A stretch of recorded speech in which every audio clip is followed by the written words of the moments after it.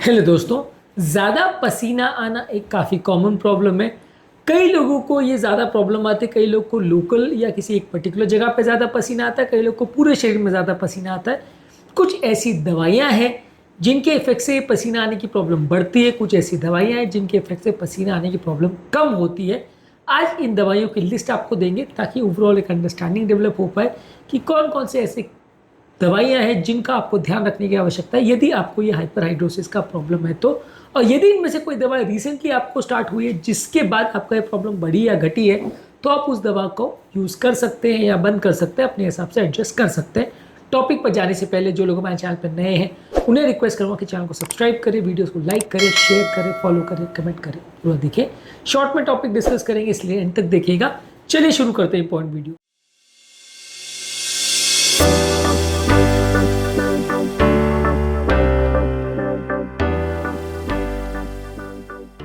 सबसे पहले कौन कौन सी दवाइयां हैं जो हाइपरहाइड्रोसिस या ज़्यादा पसीने की प्रॉब्लम को बढ़ाती हैं।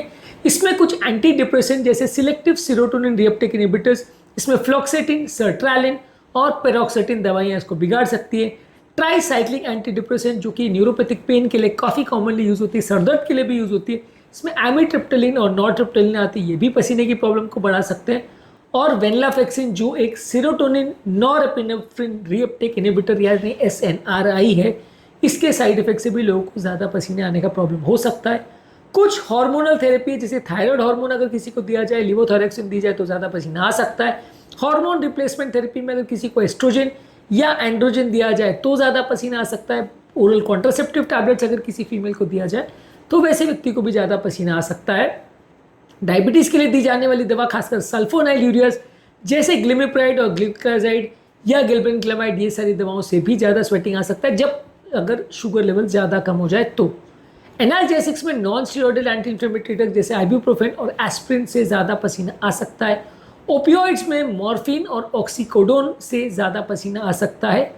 बीटा ब्लॉकर्स जो कि हाइपरटेंशन के दी जाती है, इसमें प्रोपेनॉल और मेटोप्रोलॉल के साइड इफेक्ट से लोगों को पसीना आ सकता है। बीपी के लिए बहुत कॉमनली यूज़ होती है, हार्ट फेलियर के लिए भी बहुत कॉमनली यूज़ होती है, इससे भी ज़्यादा पसीना आ सकता है, जो कि ब्लड प्रेशर के लिए बहुत कॉमन यूज़ होने वाली दवा है।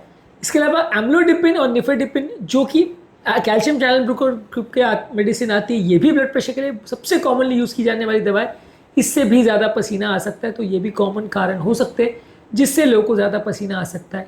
इसके अलावा कुछ स्टिमुलेंट मेडिसिन है जैसे कैफीन, चाय कॉफ़ी में जो होता है, इससे पसीना आ सकता है। और एम्फेटामिन जो कि attention deficit hyper activity syndrome में यूज़ होता है, इससे भी लोगों को ज़्यादा पसीना आने की प्रॉब्लम हो सकती है। तो ये तो हुई वो दवाओं की लिस्ट जिससे लोगों को ज़्यादा पसीना आने का प्रॉब्लम हो सकता है। थेरेपी में कौन कौन सी दवाई यूज़ कर सकते हैं, इसमें एंटीकोलिनर्जिक मेडिसिन जैसे ऑक्सीब्यूटानिन, इस दवा को अगर ओवर एक्टिव या हाइपर एक्टिव ब्लैडर है वहाँ के ट्रीटमेंट के लिए यूज़ करते हैं। वहाँ पे ये दवा को अगर हम प्रयोग करते हैं तो ये अगर ज़्यादा पेशाब आने का प्रॉब्लम होता है उसको कम करता है।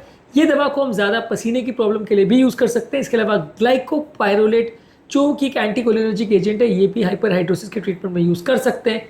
इसके अलावा आता है बोटुलिनम टॉक्सिन, अगर किसी पर्टिकुलर जगह पे ज़्यादा पसीना आ रहा हो हाथ या पाँव में तो वहाँ पे इसका प्रयोग किया जा सकता है। अगर एंग्जाइटी या घबराहट से रिलेटेड किसी को ज़्यादा पसीना आ रहा हो तो प्रोपेनॉल दवाई का प्रयोग किया जा सकता है। हालांकि बीटा ब्लॉकर से पसीना आने का प्रॉब्लम बढ़ भी सकता है, पर अगर एंग्जाइटी रिलेटेड पसीना ज़्यादा आ रहा है तो इसका प्रयोग कर सकते हैं। इसके अलावा एक अल्फा-2 एड्रेनर्जिक अगोनिस्ट एजेंट है क्लोनिडिन, वो भी ज़्यादा पसीने वाले पेशेंट में प्रयोग कर सकते हैं। अगर किसी को मेनोपॉजल हॉट फ्लैशेस आ रहे हैं तो वहाँ पे इसका प्रयोग कर सकते हैं।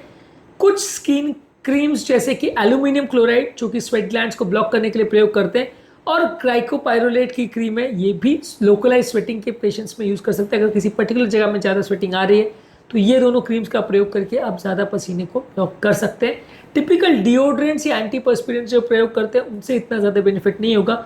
अगर ये स्पेसिफिक केमिकल्स वाली क्रीम का प्रयोग करते हैं तो हाइपरहाइड्रोसिस या ज़्यादा पसीना आने वाले पेशेंट्स के लिए उपयोगी हो सकते हैं। आज के टॉपिक में हमने बात करी उन दवाइयों के बारे में जिनसे ज़्यादा पसीना आने का प्रॉब्लम बढ़ता है और उन दवाइयों के बारे में जिनसे पसीना आने का प्रॉब्लम कम होता है। उम्मीद करूंगा कि आज के टॉपिक में कुछ नई बातें जानने को मिली होगी। टॉपिक एंड करने से पहले जो लोग हमारे चैनल पर नए हैं उन्हें रिक्वेस्ट करूंगा कि चैनल को सब्सक्राइब करें, वीडियोस को लाइक करें, शेयर करें, फॉलो करें, कमेंट करें, पूरा